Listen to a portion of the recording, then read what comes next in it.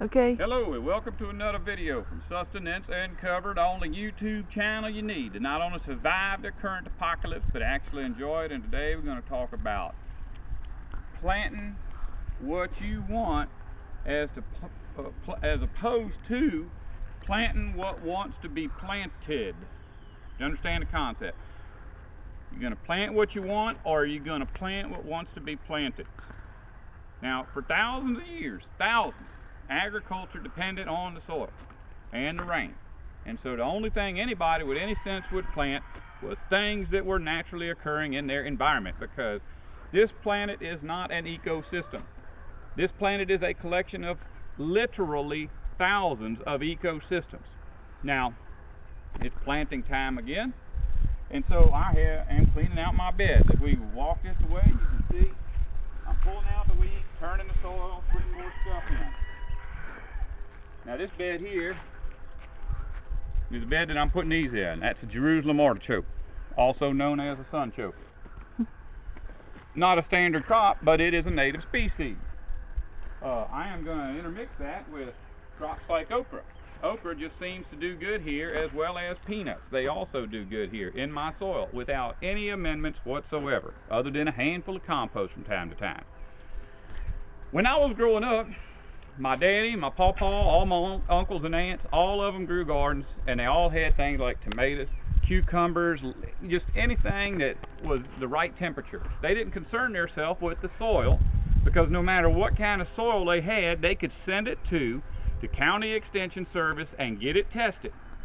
The county extension service would send them a full report back saying to put 1 deciliter of milliliters of petroleum in there and a little bit of lime and however many carbos or whatever they got. You know, I don't even concern myself with that no more.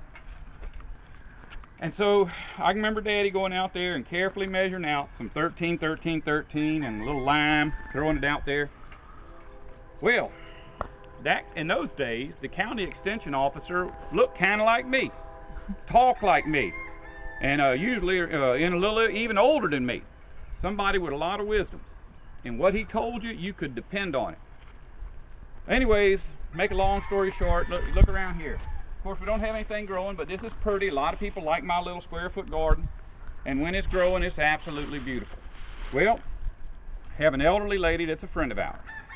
Every time she come over, she talked about starting herself a square foot garden. So one day, I said, well, I'll do that. I'll tell you what, I know you can't get around like you used to. Let me come over there, build you a square foot garden. And what you see here is 25 beds. What I built for her is 14 beds. I asked her what she was planting. She said, tomatoes and cucumbers. I said, well, I never have any luck with that. I think that's a good idea to have a little bit, but you better start planting things that are more native to this area. Okra grows around here. She goes, ooh, that's so slimy. Ugh, I'm not eating no okra. Well, you can put some turnip greens in the winter, and oh no, greens are nasty. I'm gonna grow me some snap peas and some cucumbers and lettuce and tomatoes. I said, well, you know, I really don't think the lettuce is gonna grow no matter what you do. And the cucumbers and tomatoes, you're really gonna have to be changing your soil up. Well, that's what I'm growing. So anyhow, she put that in. Of course, it didn't grow. So she turned around and said she was going to send soil samples in, which is really unsustainable. But anyways, I said, well, if you're going to send some in, I'll send some in. So I went over here and got some out of the swamp. Got me some dirt over here out of my bed. Went over to her house and got some of the old sandy soil. Went to her flower beds and got some of her black soil.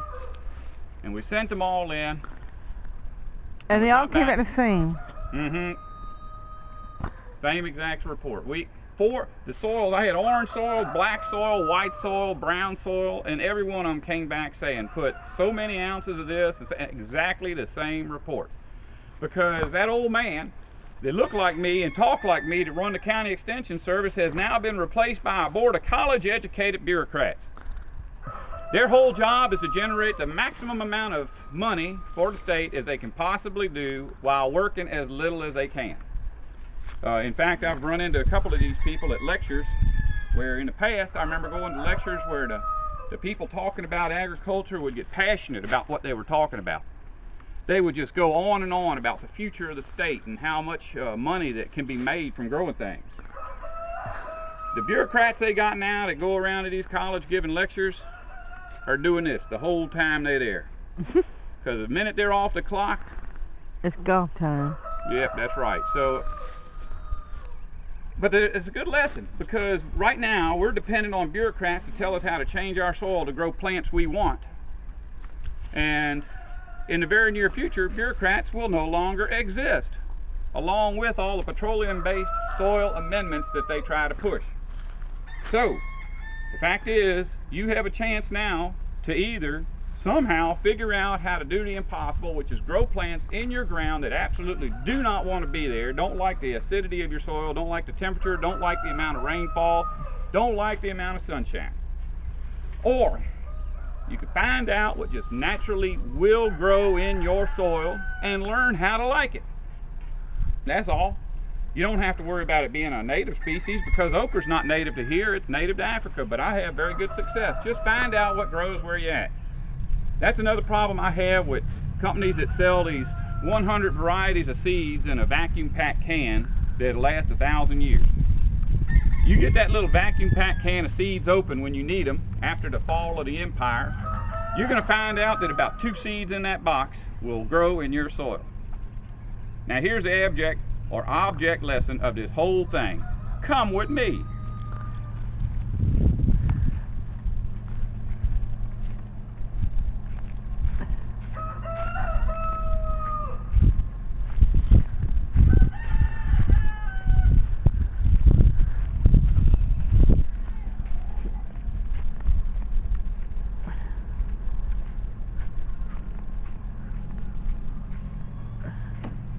Guess where I just been?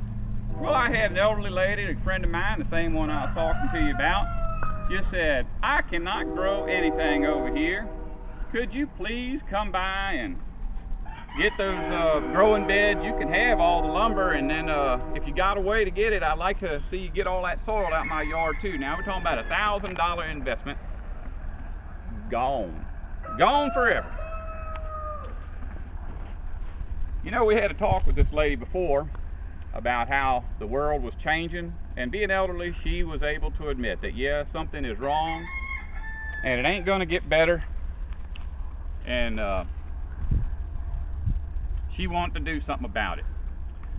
Well, it looks like what she's chosen to do is die, because as hard as I'm working over here to grow this little garden, and for one thing, she don't like the food I grow. She wants some cucumbers, tomatoes, and lettuce. So she don't need to be over here. But if she does come over here, there ain't nothing I can do for her. If you don't want to listen to me, oh wait, look, well, how'd that go? If you don't want to survive, don't listen to me. Love you.